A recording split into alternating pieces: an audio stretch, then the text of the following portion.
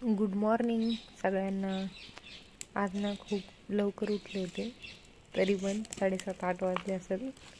माझ्यासाठी जर लवकरच आहे, कारण थंडीत मी एवढं लवकर उठतच नाही. तर आधी सगळ्यात पहिले ना झाडून काढलं बाहेर. झाडाचे पानं खूप पडले होते, तर मग चेतून दिले आणि शेकत बसले थोडा वेळ. गलतीत बघा कोणीच उठलेलं नाही थंडीमुळे. मस्त असा जाळ करून घेतला आणि शेकले थोडं. नंतर झाडून काढलं, सडा टाकला आणि रांगोळी काढायला घेतली. छोटी एकच रांगोळी काढली होती घाईघाईत, कारण विराचं पण स्कूलसाठी आवरायचं होतं.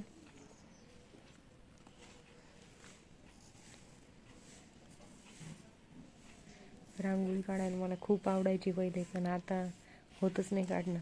घाईघाईत म्हणजे कशी पण काढून दिल्या जाते आता माझ्याकडून, होत पण नाही एवढी छान काढणं.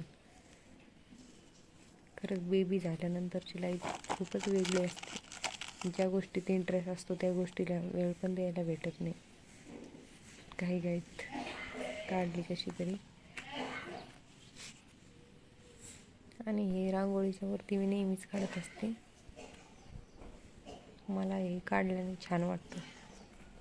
तुम्ही काढता का हे? कमेंट करून नक्की सांगा. आणि तुम्ही याला काय म्हणता?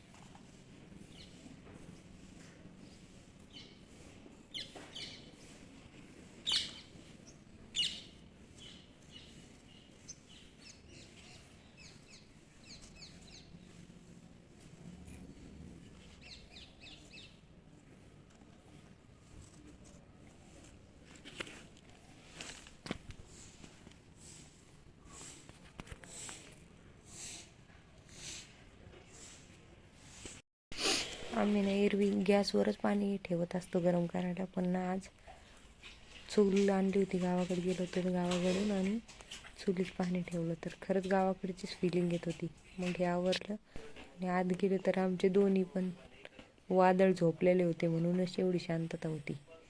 हे बघा, आमचं छोटं वादळ तर कसं भारी झोपले.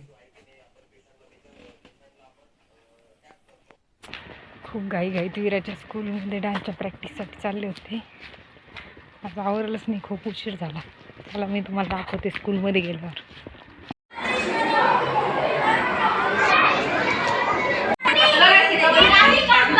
करा करा. मम्मी को करके दिखाओ आपके. चलो चलो चलो चलो.